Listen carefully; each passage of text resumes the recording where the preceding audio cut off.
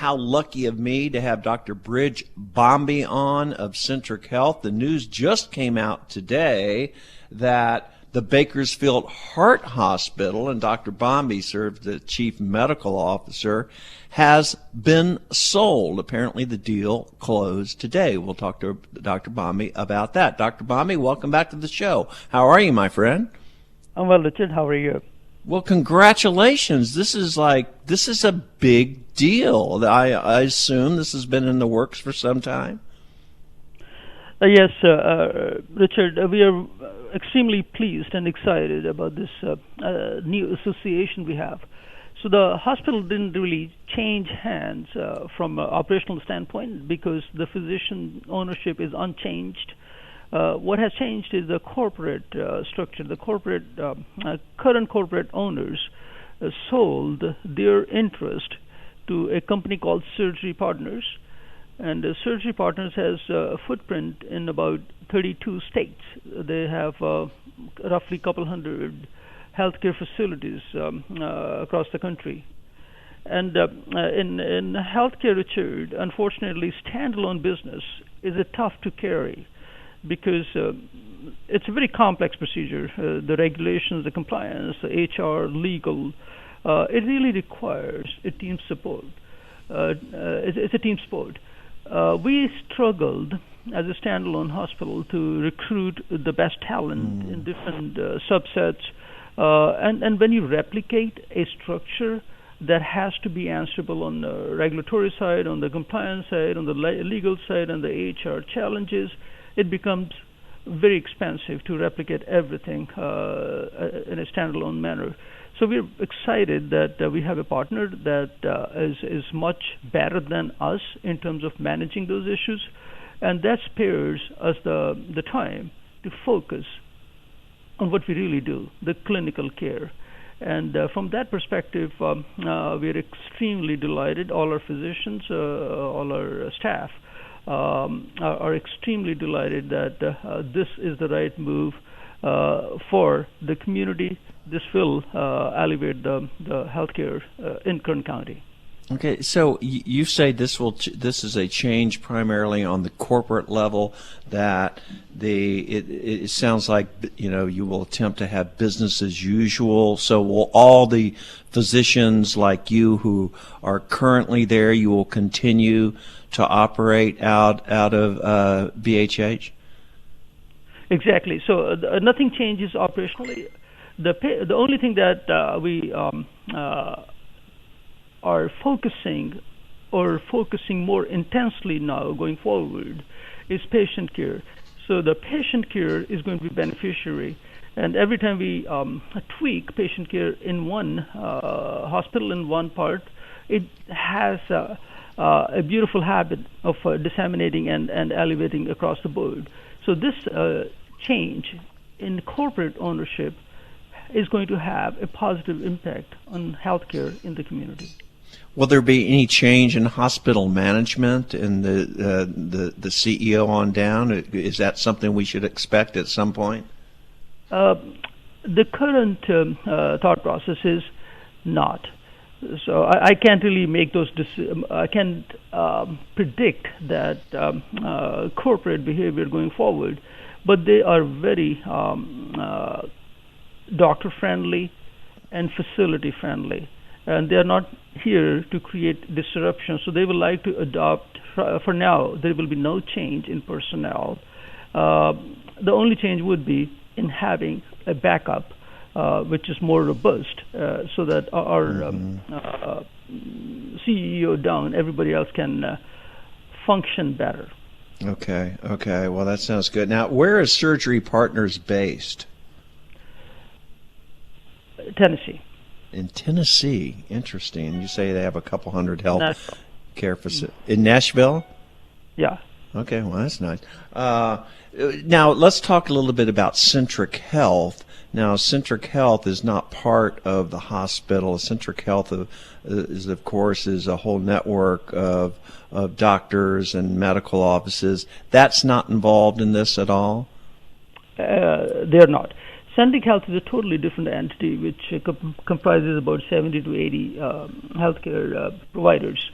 and encompasses all the specialties that include obviously cardiology, internal medicine, family practice, wound care, spine surgery, pulmonary, endocrinology, neurology, you name it. So there are different specialties of medicine, or you can call it a multi-specialty group, which is physician-owned and physician-operated. It has nothing to do with the heart hospital.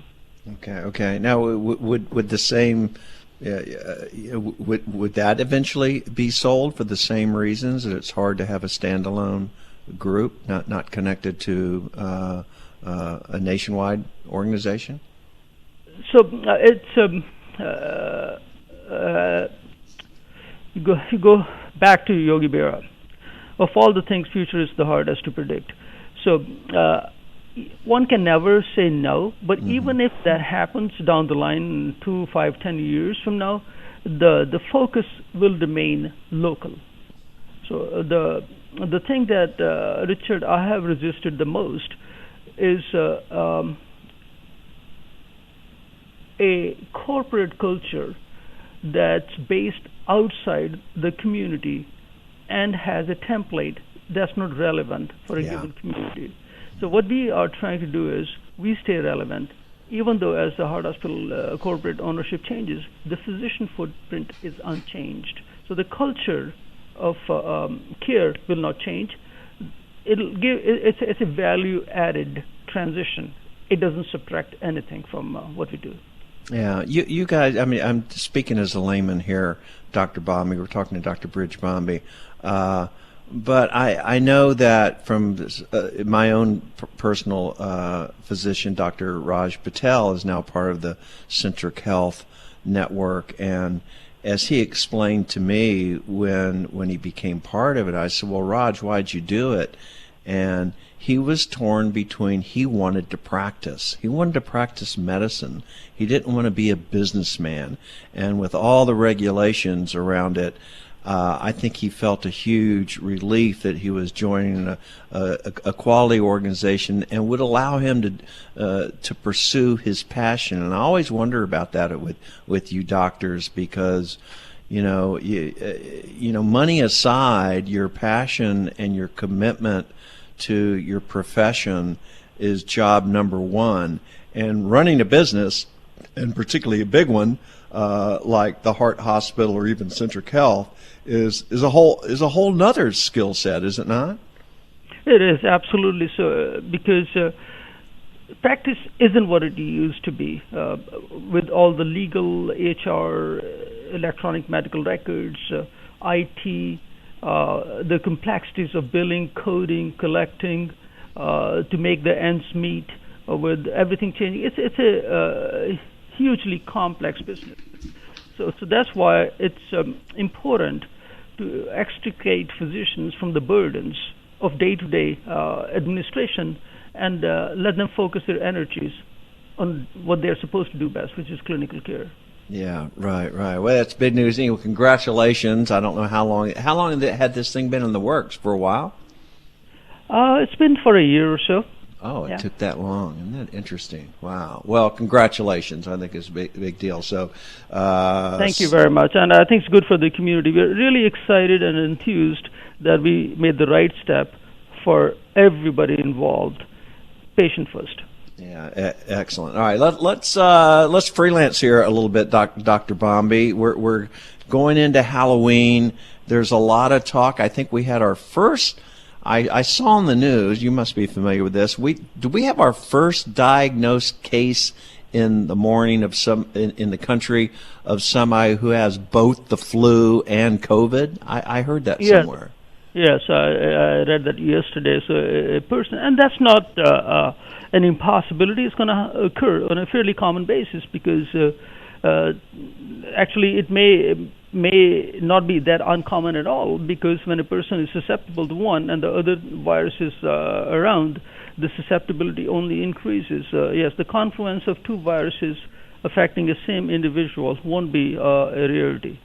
Yeah. Let me ask you this, because there's a lot of people in the country, and I run into them all the time, including my wife is one, and I asked her, I said, "Are you going to get a flu shot?" And she said, "Well, I'm not sure, and I don't know if they'll do any good."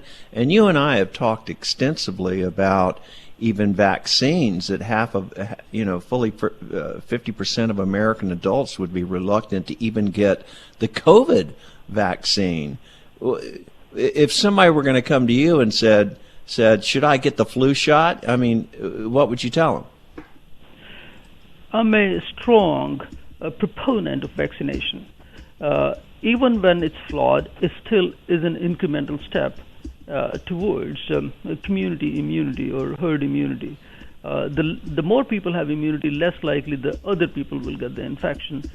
So I'm a very strong proponent of that, and I also recognize that those strong feelings are shared.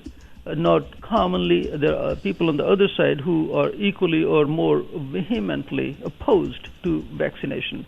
But the essence of viral or bacterial infection control is prevention, and vaccine is the tool to prevent that.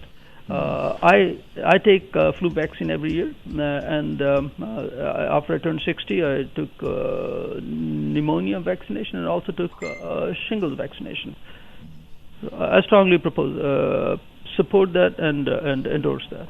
Yeah, I took the shingles vaccination. My stepfather had it a few years ago, and it looked so excruciatingly painful that I was the first in line. I told Dr. Patel, I said, "Would you please get this, this new flu shingles vaccine on?" Because because I did not want that to happen to me. I got to ask you this. We talk a lot about COVID every week and more kind of clinical terms. Let me ask you this from just being a citizen here. When you hear people, and I hear it all the time, and I know you do too, and in this community where people wear it as a badge of honor, this idea that masks for the COVID, wearing masks in this pandemic is fake news, that it doesn't do anything. As a matter of fact, there's a businessman in town, and I'm not going to mention him, who has been posting on social media that he went to a bank yesterday. His post was, "Would somebody recommend a bank that doesn't demand that we wear masks? Because I went into Wells Fargo, my bank, and they kicked me out because I wouldn't wear a mask, so I'm closing my account." When you hear that, when you hear so many Americans rejecting this as an infringement, number one, they're rejecting the science, and they're posing this as a question of freedom. How do you react to that? What happened in March was a necessary tool, the lockdown, because we had to flatten the curve. The country wasn't ready for an onslaught of a free running virus. So the lockdowns were necessary. Now, what has happened is a paradoxical thought process has taken place. They say no to lockdowns and no to masks. That's counterintuitive. I say yes to masks, no to lockdowns, yes to health, yes to economy. You cannot have it both ways. You cannot have no masks and good economy. It's counterintuitive and counter science. It makes no sense for people. And on the top of that, a new term has been assigned, and you mentioned that in the past, to the masks, virtue signaling. Mm-hmm. It isn't virtue signaling. Virtue signaling is a pejorative term with insult intended. This isn't virtue signaling, it's virtue enhancing. Virtue signaling is wrong if you are hypocritical in that. But wearing a mask, there's abundance of science. I really don't understand the resistance to mask. You're trying to achieve something and working against those goals. Look at Taiwan, look at Singapore, look at Hong Kong, look at Japan. And those countries are vertically oriented. They're people over people over people. and essentially no deaths. 80 times more deaths in this country relative to Japan. Right. Much more than Taiwan. I don't know what part of the evidence. I don't know if you insist on calling a day night. It's an impossible thing for me to comprehend that there is an organized resistance in some part of the world against the masks, and the same people want to open the economy. It's so counterintuitive and self-destructive. Yeah, absolutely. The news is full of Europe is exploding again. And there's a lot of resistance over there too. In fact, some riots in France about people saying, "Oh no, not another lockdown." You look at it as a medical professional, as a scientist. I look at it as a layman. I'm looking at Spain and I'm looking at France and I'm going, what did they do wrong? Because at some point, they were under curfews. They were under stay-at-home orders. They flattened the curve. They got the numbers down. What is it they did wrong? What can we learn from that? I mean, this damn virus seems so resilient and resistant that until we get a vaccine, is this what, without a vaccine, would we be looking at a series of peaks and valleys of this thing, going away, coming back, going away, coming back?